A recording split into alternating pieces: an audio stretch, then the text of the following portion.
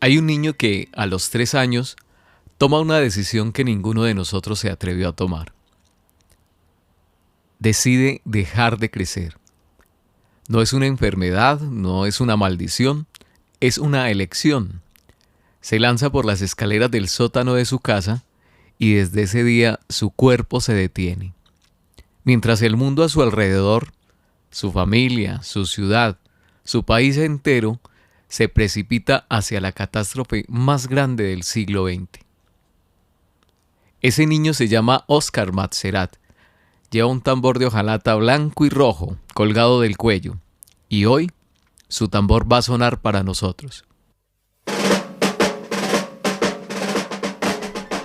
Bienvenidos, bienvenidas a Geografías del Alma. Soy Daniel y este es un espacio donde los libros se convierten en mapas, la filosofía en brújula y cada episodio en un viaje que no necesita equipaje, tan solo un libro.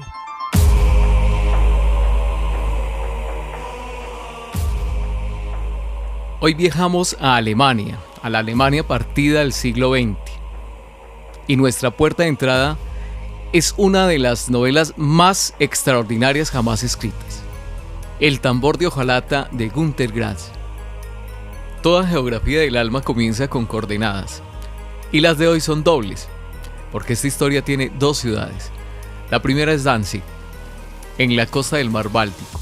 Allí nació Günter Grass en 1927 y allí nace también Óscar, su criatura.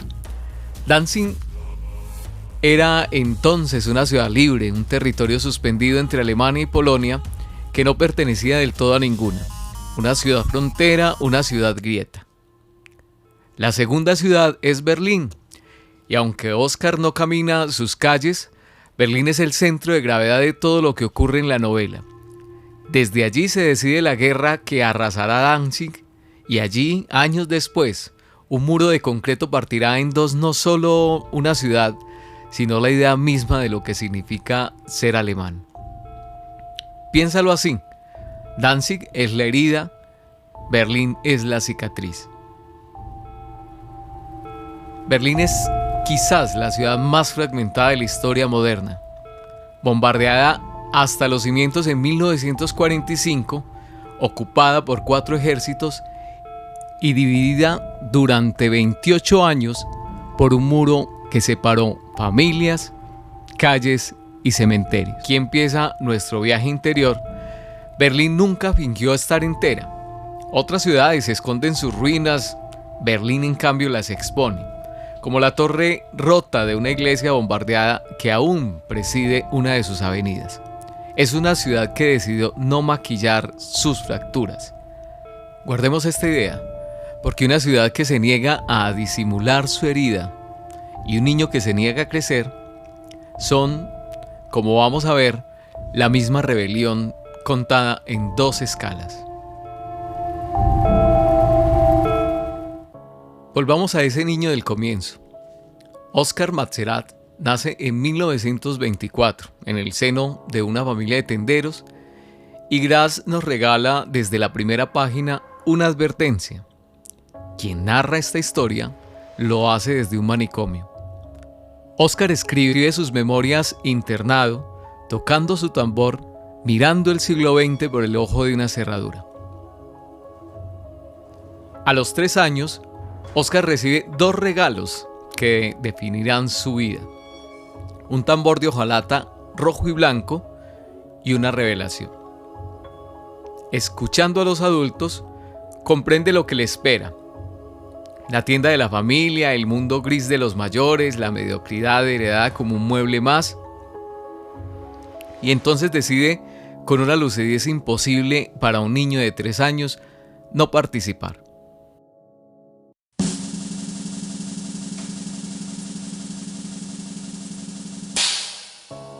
Se arroja por las escaleras del sótano y su cuerpo obedece, se detiene en el tiempo.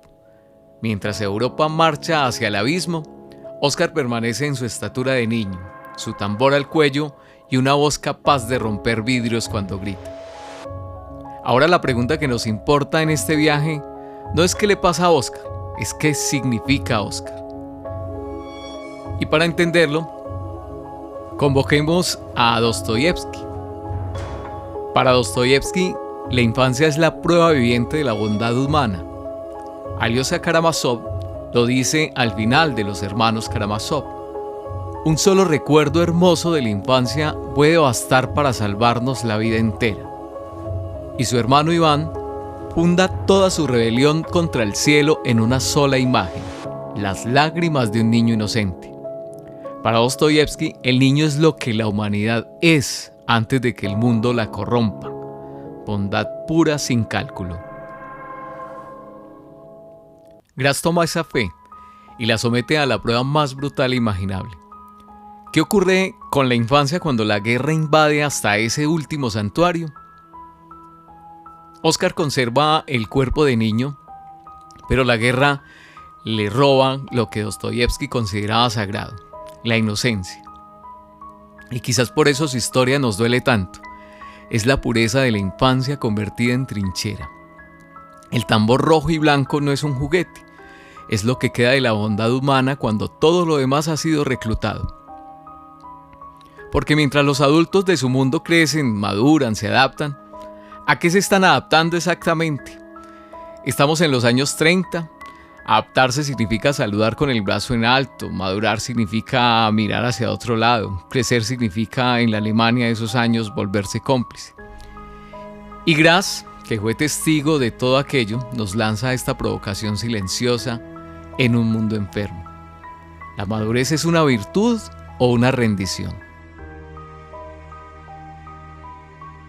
Oscar toca su tambor en los momentos más inoportunos.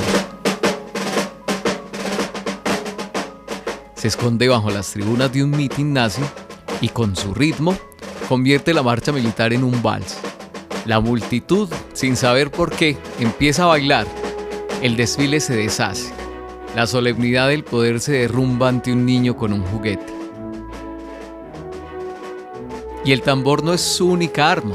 Oscar tiene una voz disonante en el sentido más literal.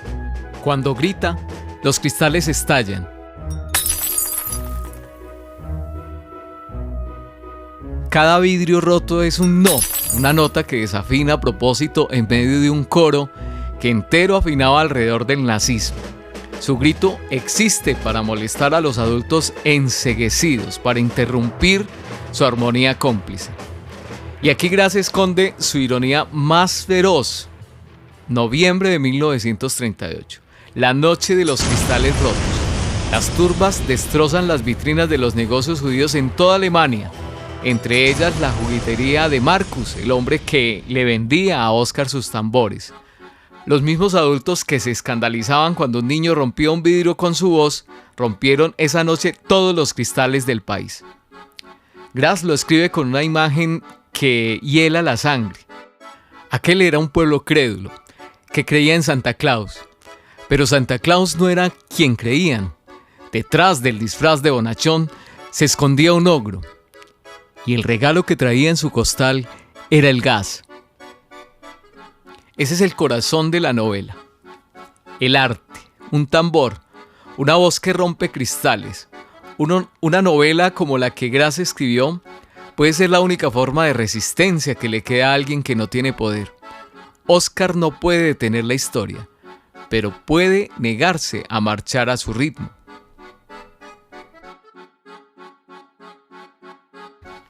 Porque cuando la guerra termina, Oscar toma otra decisión. A los 21 años, sobre la tumba de su padre, decide volver a crecer. Y su cuerpo otra vez obedece.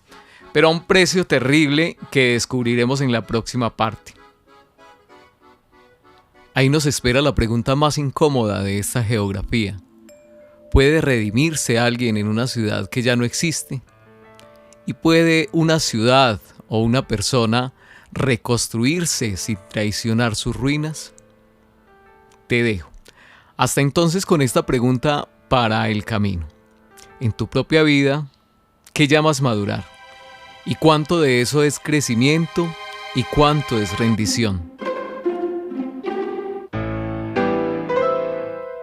Esto fue Geografías del Alma, primera parte de nuestro viaje a Berlín. En la segunda parte, las calles exactas de la infancia de Oscar, la redención paradójica de Günter Grass y el eco de una ciudad que se rehúsa a ser olvidada. Soy Daniel, gracias por viajar conmigo.